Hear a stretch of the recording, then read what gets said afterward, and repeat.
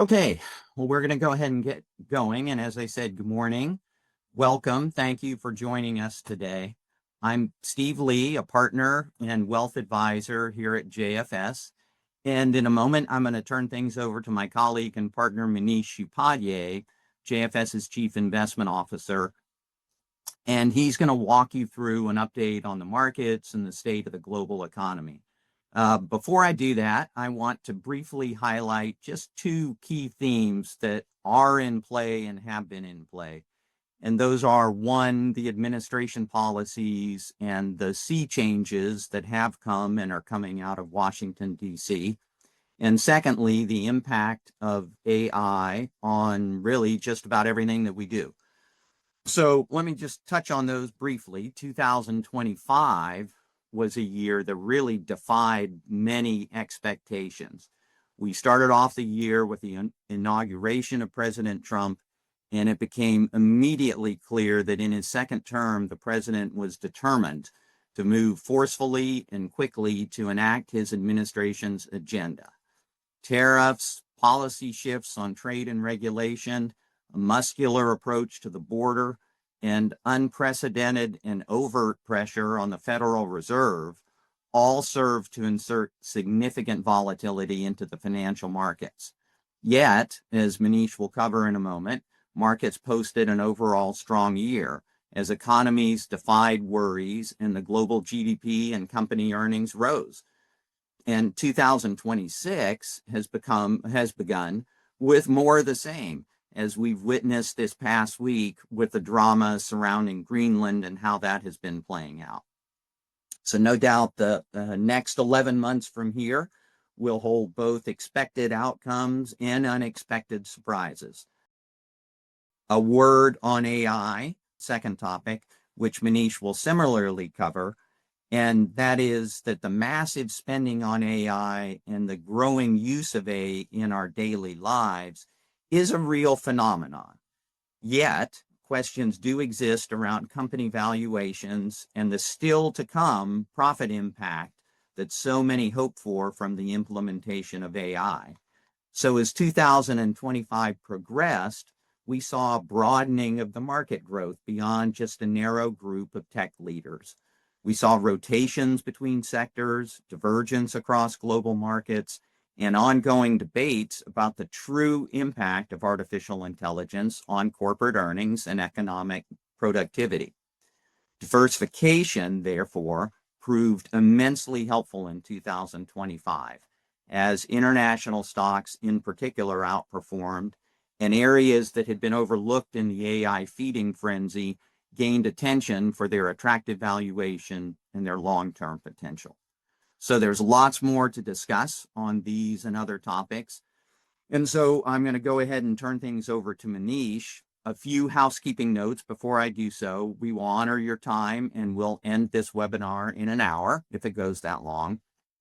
There is an ongoing ability to submit questions via the Q&A box at the bottom of your screen. And we should have time to address those questions. Should we not get to a question, if you will note your name when you submit it, if you want to, we will make sure we do get back to you. So, okay, Manish, you've got the floor. Thank you, Steve. Welcome, everyone. We'll start from the beginning here. I'll apologize in advance. As you can probably hear, I'm a little congested here with some sinus infection. So hopefully there's not too much disruptions here in the next 45 minutes, and we can get through these slides and make your time useful here. So let's begin. So first, as Steve mentioned, we'll talk about the markets. 2025 was a banner year. These three indices listed on the chart here kind of represent the U.S. equities, S&P 500, the MSCI ACWI represents non-U.S., and then Bloomberg Ag represents the bond market. As you can see, S&P was up nearly 16%, international close to 30, and bonds up 7. It's a nice surprise, as Steve mentioned, given how we build portfolios and diversification. International equities finally had their day in the sun, and we're up 30%. As many of you know, we've seen subpar returns from international over the last decade or so, and it's a nice change of pace here to see that diversification on the equity side has paid dividends. One question again that we've always gotten, Steve mentioned a little bit about AI, and it's going to be the topic here is the Mag 7 stocks. I thought this was an interesting chart showing each individual company compared to the S&P 500. And you can see not all of them were fare well versus the S&P 500. You can see five of the well-known firms in the Mag 7 underperformed. Google and NVIDIA obviously carried the weight there. But, just another kind of perspective as we kind of group all these in one, these Mag 7 in one entity as they're driving the markets. But you can see, at least in 2025, many of them lagged the overall market. I thought this chart was pretty fitting.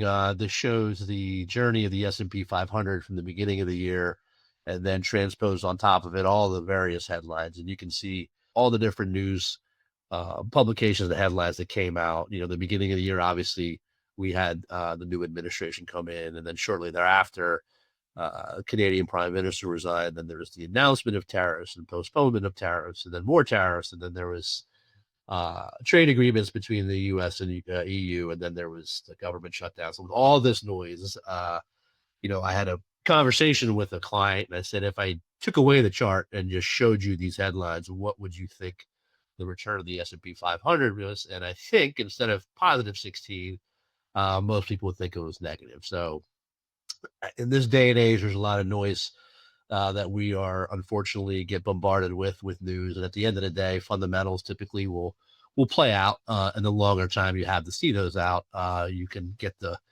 benefits of markets in the long term, even though it's just only 1 year. You can see the journey here. First quarter was very volatile on the downside. People were very nervous on what was going to happen with the new administration and tariffs, and slowly those kind of subsided.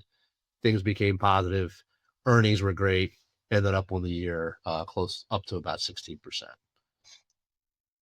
So what are the drivers of these returns? We talk about, the 16% or 30%. This shows in general, looking at last year, the year before, and kind of historical averages, just the components that trying to drive returns. So you can see the light blue box are dividends, and historically they're pretty stable. They're around 2.5%. Internationally, they're a little bit higher, close to 4%. Currency can be volatile in the short term. In the long term, it kind of evens out. But the main driver is going to be your multiple, which is your starting point of that time period of how much their valuation. Think of it that way, where it's overvalued or undervalued.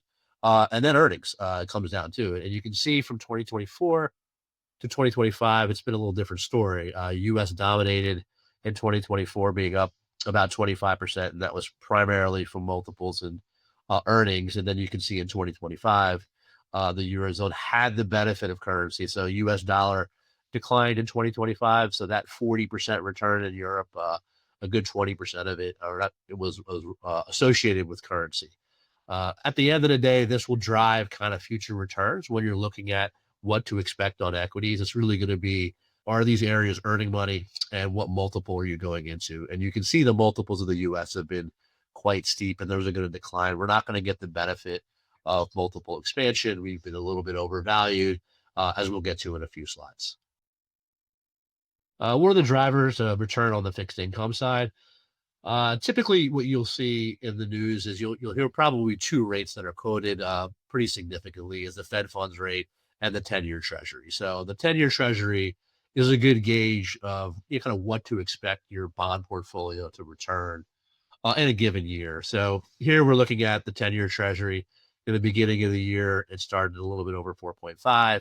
End of the year about 4.2 and change. So about roughly a 0.5% decline. So over that time period, the benefit of the yield you're getting was probably in the ballpark of 4.4% if you average kind of those two numbers. But we did see on the first slide, the Bloomberg Ag was up 7%. The way bonds kind of work are pretty simple. As rates go down, price goes up. And depending on the duration of your bond portfolio, so kind of maturity, will dictate how much that price is fluctuated. There's a slide we'll get into later. And if you equate a rate movement of 1%, what your average duration is of your portfolio is how much price appreciation you'll get. So the Bloomberg Ag currently, the duration is 6%. So you can see the rates declined here by 0.5%. So it got 3% of price appreciation plus that 4% coupon. throughout the year kind of gets us to that 7.4% that you saw on the first slide. Economic policy developments, obviously Steve kind of hashed on the new administration. We'll talk about kind of three of the initiatives. One will be tariffs, and the other two will be immigration policy, as well as fiscal stimulus with the byproduct of the OBBA, the One Big Beautiful Act that was passed in July. So the first slide we'll look at here is tariffs.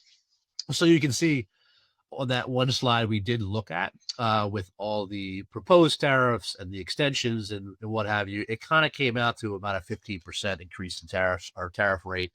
And you can see historically that has been an all-time high. You have to go back to, look like World War II, prior to World War II, to have those similar numbers. And you can see the revenue that was generated through September. I just looked, it's the year-end total of excuse me, the revenue received in 2025 was 264 billion.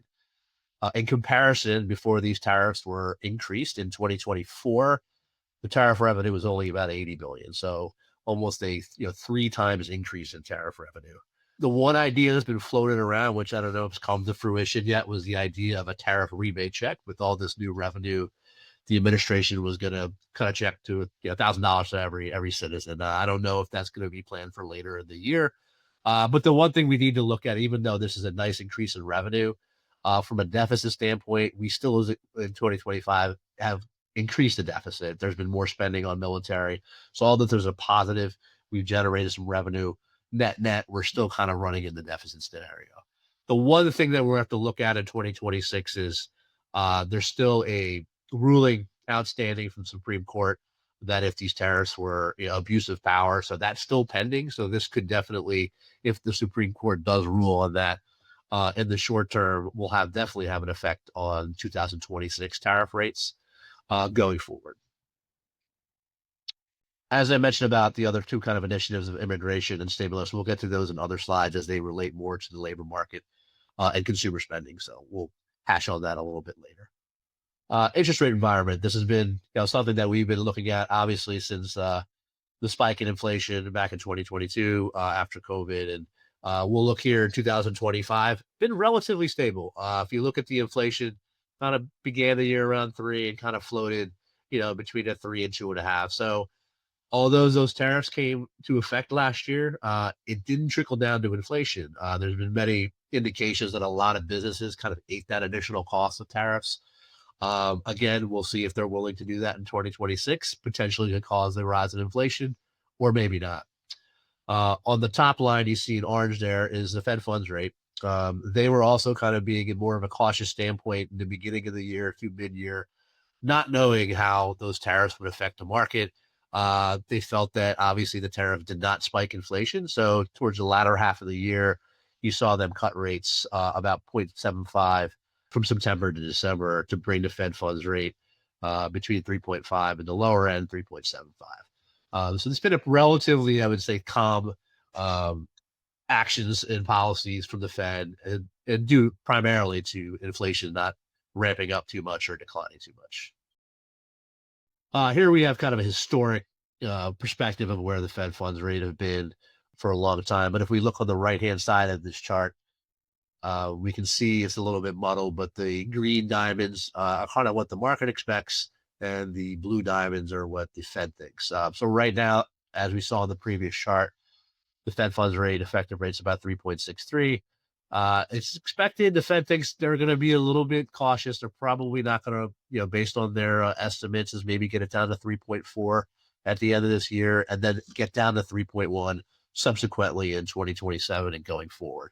So looking at maybe a 0.5% move over 2 years. The market thinks we'll get to 3.1 by the end of the year, but then potentially going out in 27 and further, they think potentially that rate will rise back up to 3.46. So not a lot of differentiation there. Looks like they're kind of in the ballpark. So if we're going to believe in these forecasts, all else equal, we can expect the Fed to cut rates by 0.5%, maybe quarter point throughout the year. Obviously, it's going to be very dependent on the labor market and inflation.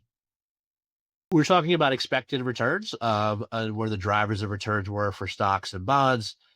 money markets are going to be directly affected by the Fed funds rate. So we can look here over the last 3 years. You can see the very increase in the Fed funds rate coming out of COVID when we had the spike of inflation at 9%. They were very aggressively raising rates from 0 to 5%.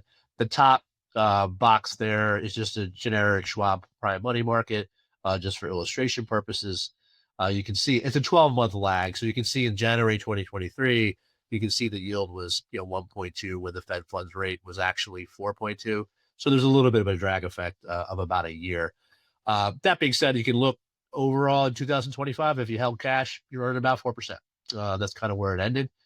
Currently, with those rate cuts in the end of last year, the Fed funds rate's about 3.64. I just looked today, and the current 7-day yield on money markets is about 3.5. So I think if we revisit this next year based on a potential few cuts from the Fed, I think cash in 2026 should be around 3 to 3.5% outside of any sort of extremeness in inflation increasing or decreasing. So unfortunately, we had the days not too long ago, a couple years ago, we were getting 4.5, 5%. Things are normalizing now, so expectations should be that 3 to 3.5% of yield on cash.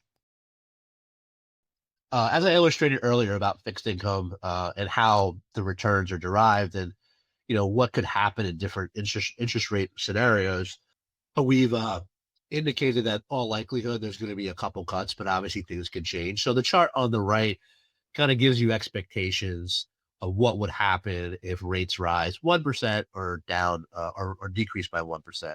You can see the middle line item, the U.S. Ag, is pretty much a good gauge of how our bond portfolios are allocated. And you can see in the dark blue shows that if rates do fall 1%, and the caveat is all rates move, not just the Fed funds rate and the 10-year Treasury, the expected return would be 10%. And as I just discussed earlier, that kind of makes sense. If you look on the left-hand side, our starting yield is about 4.32, and the duration on the ag is about 6. So you would get the 4.3% coupon in general, even though as the rates go down, you probably average 4. And then because the duration is 6, you get a 6% price appreciation. And that's kind of where the ballpark of that 10% comes from. The one thing that I think is really good to point out here is that if it goes the opposite way, if things go bad in the labor markets, inflation starts getting out of control for the tariffs, and the Fed may, obviously, I think this is a very low probability, may have to be compelled to raise rates. If that happens, we're in a much different scenario here in 2026 than we were in 2022 because we have a starting yield of 4%. So you can see with the movement either up or down 1%, it's not symmetrical, it's asymmetrical. So you only end up losing 1%, not lose 10%, because you have this 4% buffer. Obviously, losing 1% is not great, but comparatively what happened in 22 when rates were basically 0 and bond returns were negative 10%, we're kind of past that scenario, and we're in a very good starting point going forward. If either of these scenarios happen, obviously it'd be great if rates go down. You're going to get close to double digits, but you do have a buffer if things go primarily really bad in the markets. And again, -1 sounds bad, but I would imagine if rates go up 1%, your equity portfolio is going to be significantly down. So again, the bond part of your portfolio is supposed to be that balance that provides that diversification in most cases when there's more problems in the equity market. Tying in inflation and looking how it kind of factors in with economic growth, we'll hop in here and looking at, over the last, recent years coming out of COVID, you can see 9%. It wasn't too long ago, but, that was a pretty interesting time period where we haven't seen that inflation in many, many years. Fed was very aggressive in raising rates to bring that down pretty significantly. And so far from 2024 to through 2025, the last 2 years, it's been floating around that 3%. So it's not ideal from the Fed funds target of 2%, but I think it's a hard press for where we came from 9%. I think they're very content if inflation kind of holds around 3% and not push the envelope too far to be aggressive to get into that 2%. So all else equal, I think we've seen a lot of stability in inflation thus far over the last 2 years.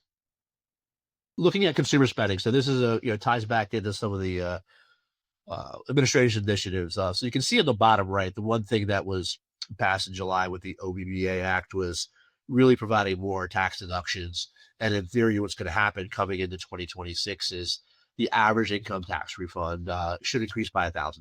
So that's stimulus. The real question comes down to, if you look at the top right chart, is, are those individuals that are getting the $1,000, are they going to spend it, or are they going to reduce their debt? As you can see, 80% of the population is, spending more than they're making. So they're obviously in some sort of consumer debt. So it'll be interesting to see how this stimulates the economy. In the beginning, I guess it will probably play out in the second quarter as, these tax refunds are issued, to see where that money is being either spent, or is it going to be used to reduce some debt. Labor market. So this has been an issue. Inflation has been relatively stable. The labor markets are tightening. They're getting a little bit weaker. You can see here on dynamics of payroll gains have declined. If we look on the right side, although both wage growth is higher than historical averages and unemployment is lower than historical averages, they're trending in, kind of the wrong direction so far here in the last, 12 to 18 months. Labor demand. Again, same story here. There's not as many job openings. There's not as many hires. There's more layoffs. The one theme that we've been hearing about, that talking to other investment firms and their kind of view on the labor market, is it's going to be a low fire, low hire environment. So, although these items here are trending down, they're kind of stabilizing. So, from the labor market perspective, I think it's going to kind of flatten out. That the quote unquote bad trends are going to kind of maybe even out here. But again, it's not going to be a very, I would say, optimistic labor market.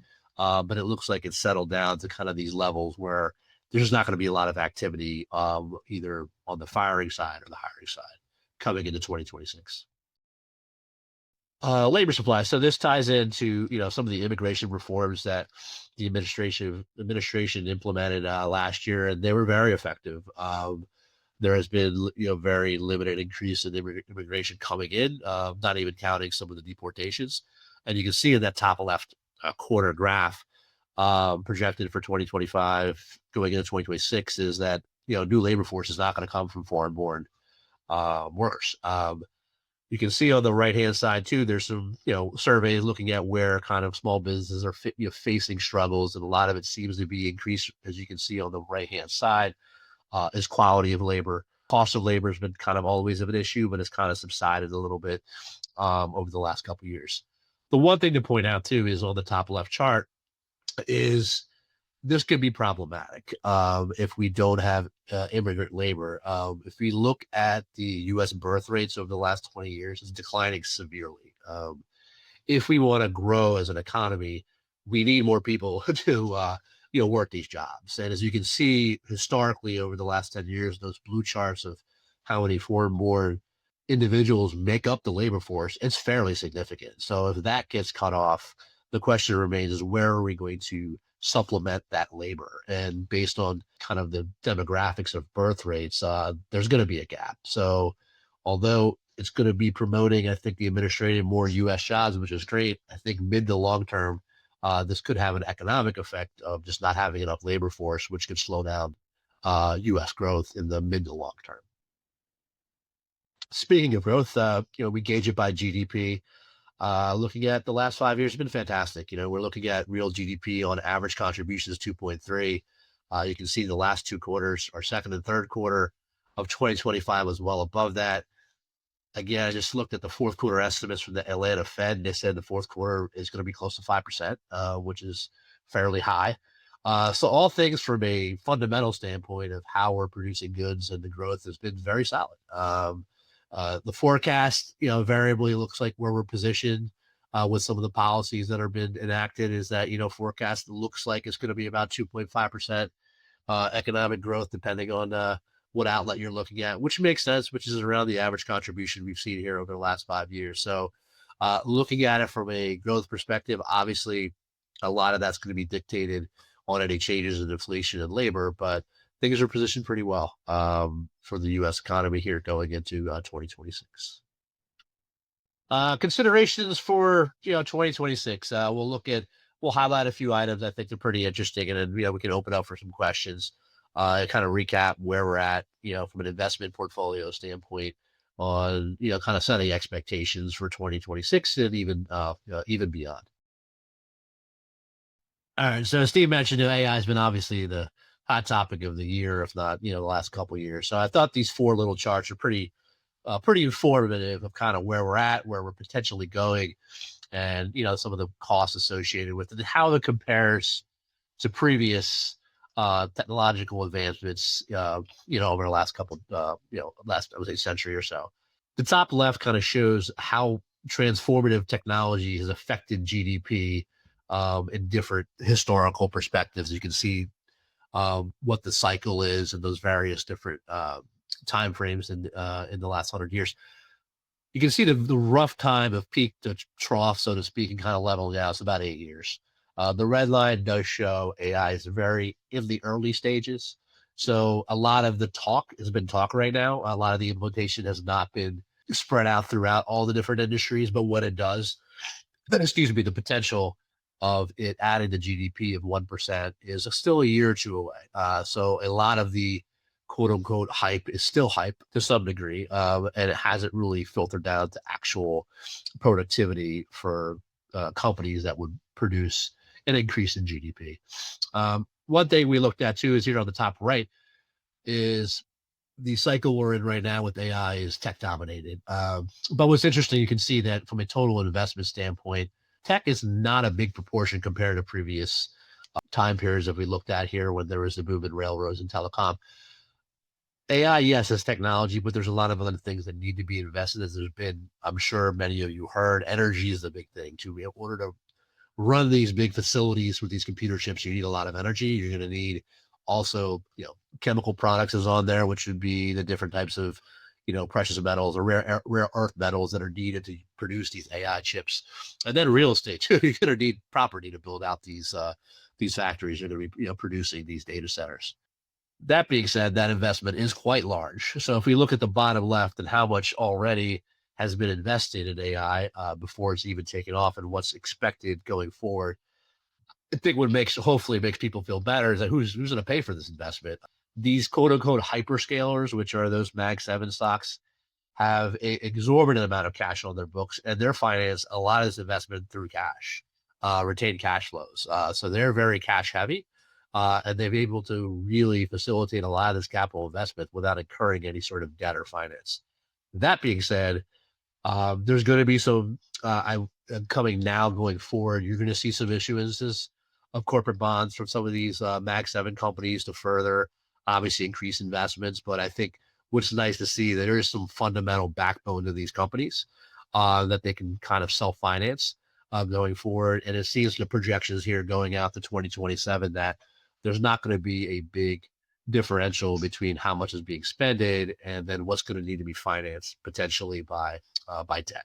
Lastly, looking at the bottom right, and I think Steve mentioned it earlier, is that it's still very sporadic right now in the adoption of AI. I'm sure many of you on the call have maybe, noodle around with it a little bit and, maybe implemented in some of your businesses, but there's still a lot of unknowns. And you can see there's a big variance on depending on the industry you're in, on how much you're adopting AI.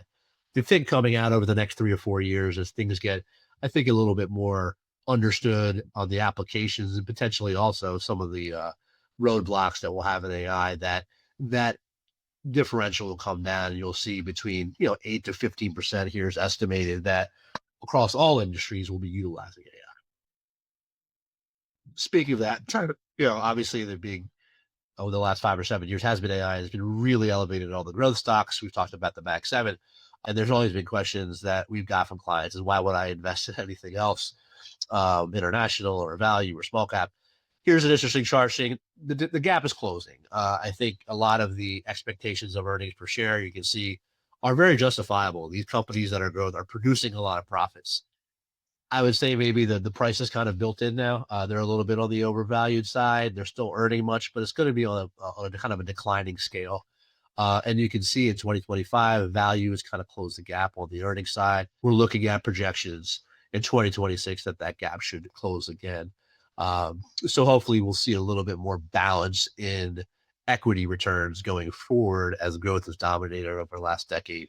It seems like value is positioned now in a better sense. And the one thing that I think would be a driver of that is on the chart before we looked at how AI, it's not just a technology play, it's going to filter down to other industries.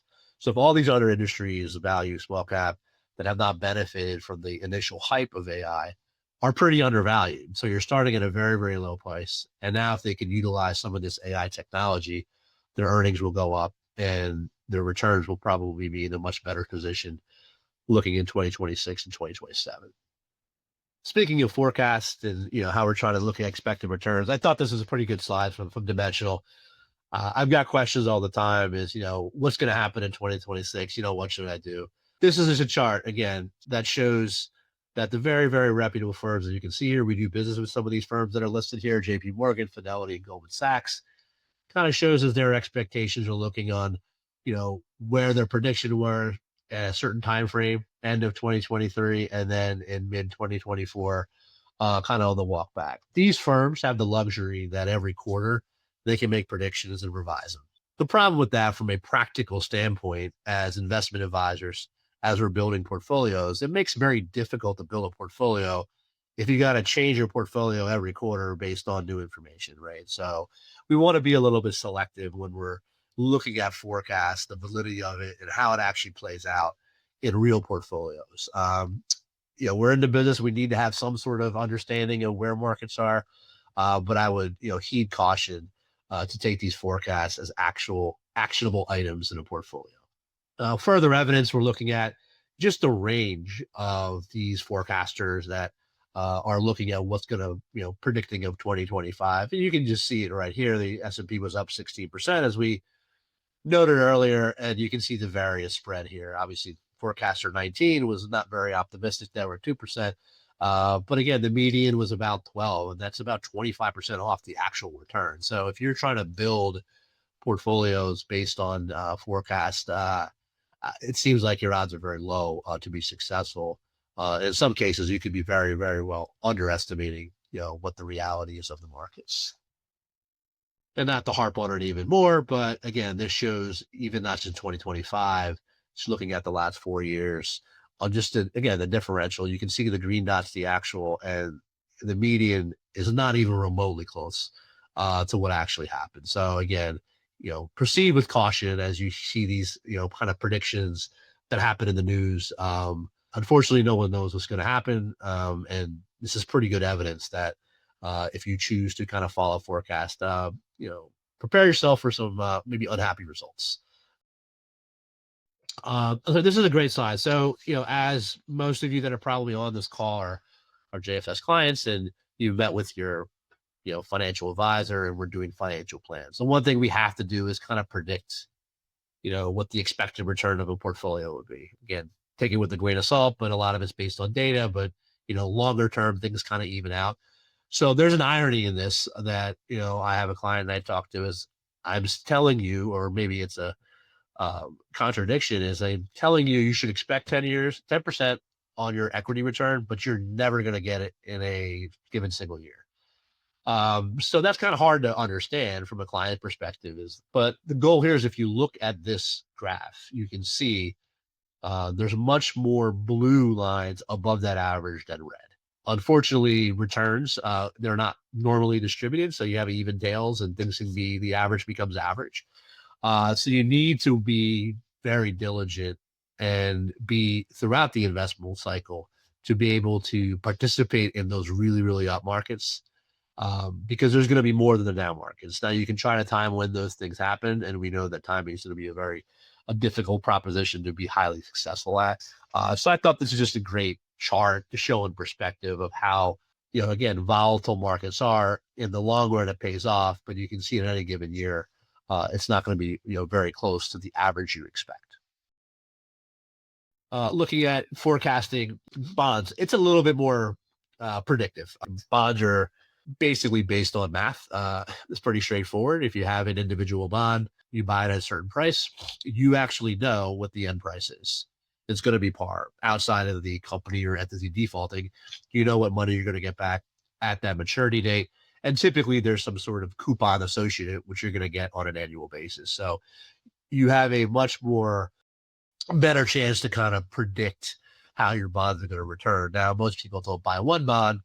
There's going to be multiple bonds. So you can see on this chart, it shows a correlation of where your starting yield is and subsequent what's your 5-year return. You can see the line's pretty tight. So it's a decent predictor that starting in 2025 or at the end of 2025, the ag index was about 4.3. So going forward, the return on average should be about 4.31. Now there's going to be variability there, right? You're going to have two things. There's going to be rate movement from the beginning of the period to the end period. So that's going to dictate if that is closer to 4.3, as well as if you're going to actually own positions that are outside of the aggregate. So the aggregate index is primarily government issue, high quality corporate. So if you have international bonds or high yield, that's going to change your return stream a little bit. If you're going to change your duration, so it's not going to be at 6, it could be lower. So your return potentially should be expected lower. So going forward, as we're positioned for bonds in 2026, I think it's a great starting point. You have a nice cushion of yield. Obviously, we don't know where rates are going to go over the next 5 years, but subsequently, if things kind of stay as is, you're getting historical returns, very close to historical average returns on bonds. If you go back 100 years, it's probably around 4.5%, 5%. So again, this is just a nice little chart to show you that stocks are probably very difficult to gauge unexpected returns. Bonds are probably a little bit more predictive when you're building out a portfolio. Just to recap, hopefully, this was useful. Obviously, we'll answer some questions here. Hopefully, my nasal voice was not too disruptive and you could hear me clearly. But looking at the economy from a starting point, as we looked at GDP, very, very robust in 2025. Expectations still remain to be good for 2026, which is good. Labor markets are tightening. That will be something that will have an impact on potential GDP as well as potentially what the Fed does. And inflation is in normal ranges for now. But again, we still don't know the effective of what additional tariffs will come into place. And what was indicated before, if I did indicate, I apologize, that much of the tariffs were absorbed by companies. They weren't passed on to consumers. So prices didn't go up as much as people thought would have with the increase in tariffs.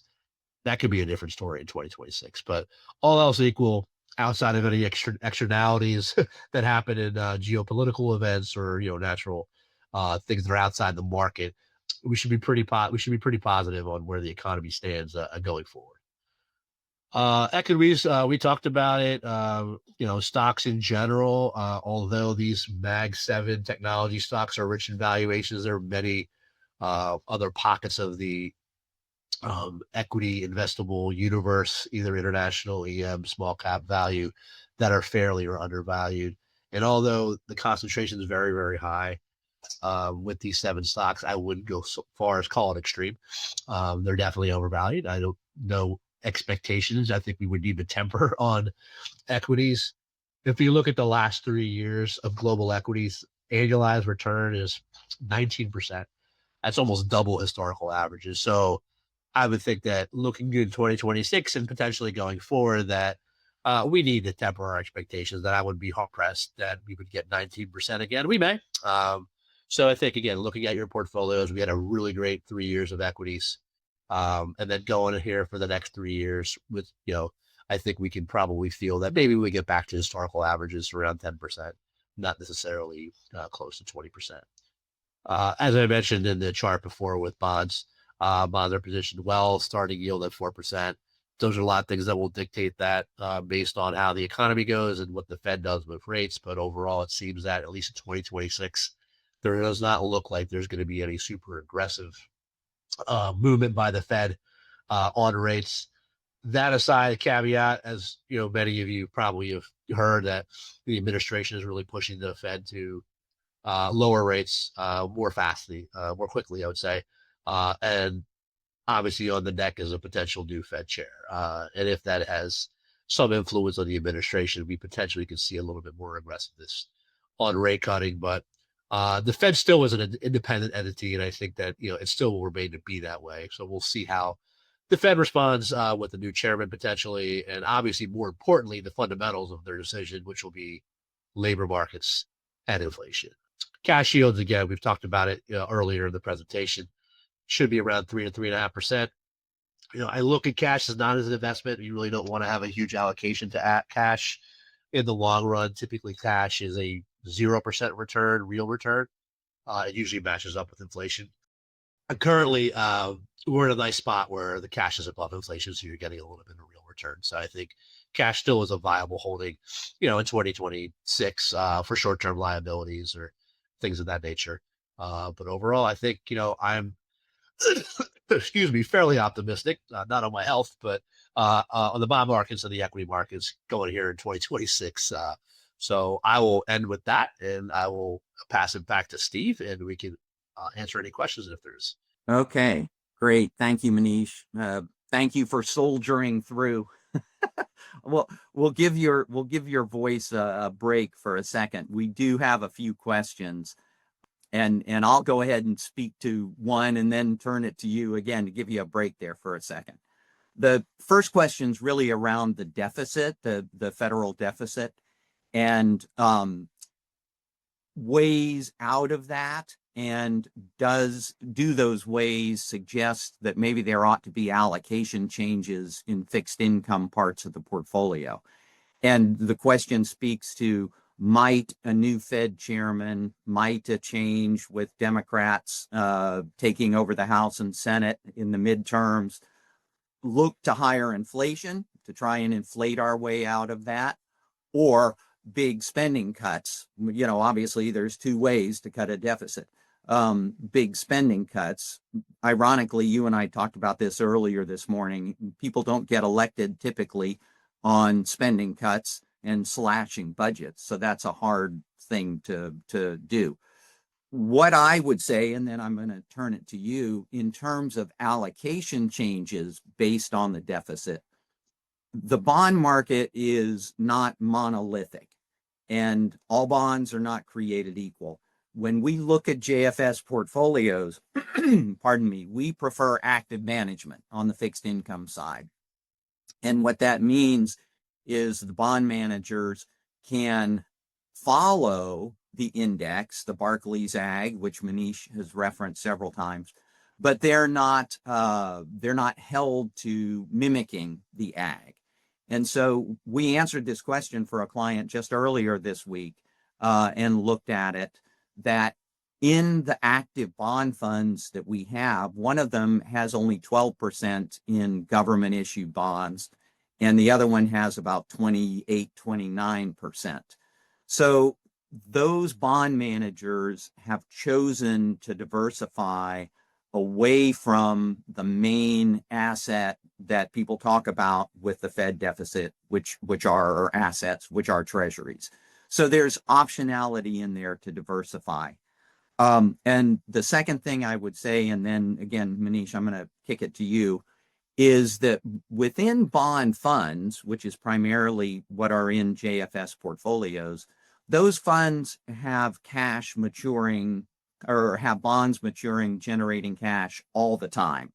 And so a blip in interest rates actually can be viewed as an opportunity for a manager with cash to invest in some bonds that have higher rates.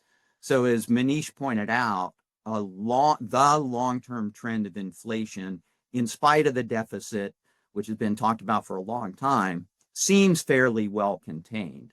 So that these managers, again, repeating myself, can take advantage of moves in interest rates in a way that if you were an owner of a 10-year treasury bond and you had just bought it outright, you might not be able to be as nimble with that. So Manish, I'll let you add to that if you'd like to. Yeah, Steve, I think you highlighted it pretty well. I think, there's been the federal deficit has been on the radar for a while. We've been ever since COVID and even prior to that. It is an issue. I'm not going to, it's not something we want to kind of put aside. I think it's more of I would say potentially a longer term issue or midterm issue. When it comes to maybe people not having, obviously faith in how we're kind of running the government and fiscal irresponsibility, I would say is they're probably right, having that debt running, how much it is. But there's a far cry from being fiscally irresponsible and being not solvent, right, to be able to pay this debt. Still, we are the literally the greatest country in the world. We have the highest GDP. We have a consumer base that we can tax on. There's definitely measures that we have um, that we can eventually pay it off.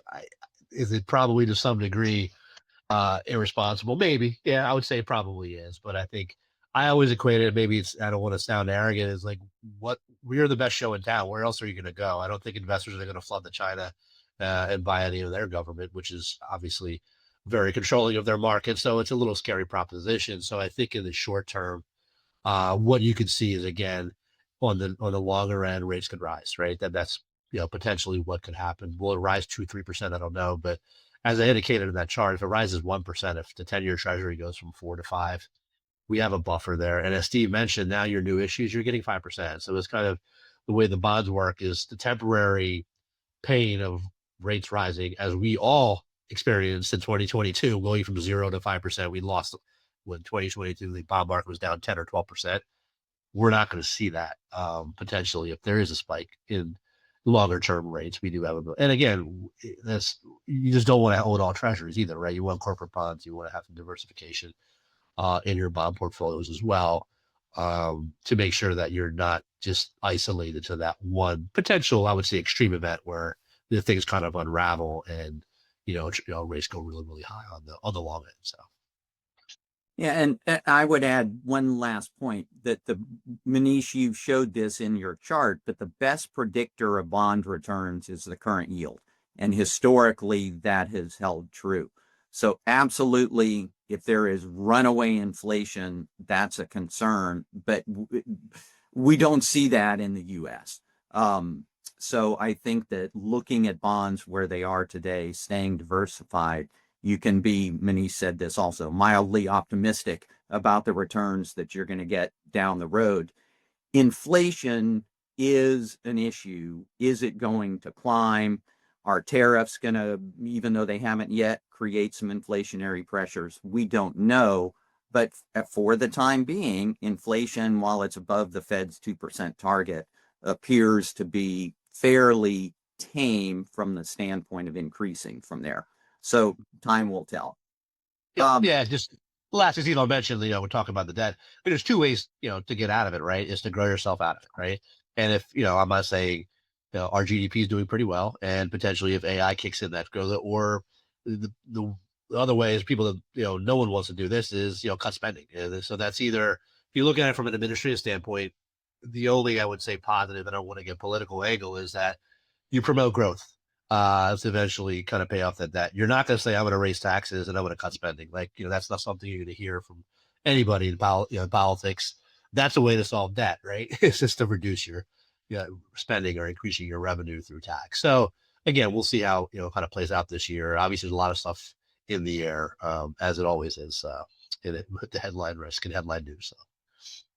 Yeah, and Manish, that leads us in perfectly to another question, which really is around the hyper political world we live in today and the impacts from that. And summarizing the question, is there a tipping point where the, I'm going to read from the question, dictatorial leadership leads us to seeing kind of a collapse of markets with a fear of losing, the free and open markets that the US has today? Uh, wow. Yeah, that's a concern for everybody. I think it's, again, I don't want to, you know, get too political on it, but we're in an environment where there's some sensationalism going on, and it does worry me. And like a very, I would say, simple microcosm was it. It's just what happened here in the last couple of days with Greenland, and it kind of happened last year with tariffs. And I'm hoping this is the scenario going forward. Is that with some of the administration was very, very adamant about taking Greenland, and it was not, kind of stepping off that. And then he spoke and he still said, this is what we want to do. And then he backtracked. Said, okay, you know what? We came to an agreement that, that's not going to happen. So like, the same thing happened a lot last year with the tariffs. A lot was said, 50%, 25%. And then again, I'm, maybe maybe I'm a fool, but I'm optimistic that a lot of this is just rhetoric and a lot of salesmanship, and you have to understand that a little bit of a weird negotiation tactic. What scares me, and I'll be honest with you, is that on the other end, who's receiving it, takes it the wrong way and makes a decision that could be irrational, and that's I think on everyone's mind.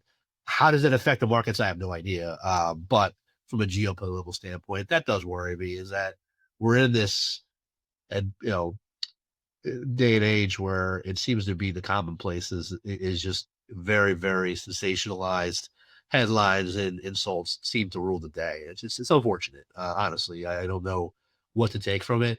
Positive is all this has been talk and the markets have done well and so forth. They're doing well, and I don't know, maybe I'm a fool, but maybe the markets will just kind of ignore all of it, which is something that I encourage everybody to do. It's really hard to digest all that information and what's kind of real and what impact they'll have. So, Yeah, well said. And there's another question which I'll speak to because it ties directly to this topic that we're seeing a rift, or at least on the surface, a rift with Europe.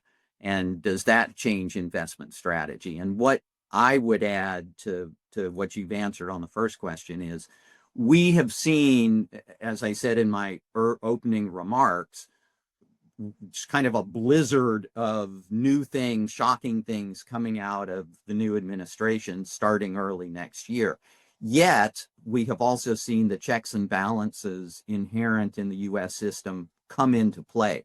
This is not a political statement. This is not a pro-con type of argument. We're trying to look at it neutrally. But every time there appears to have been overreach, the Supreme Court is brought into play, or folks in Congress step up and begin to pull back.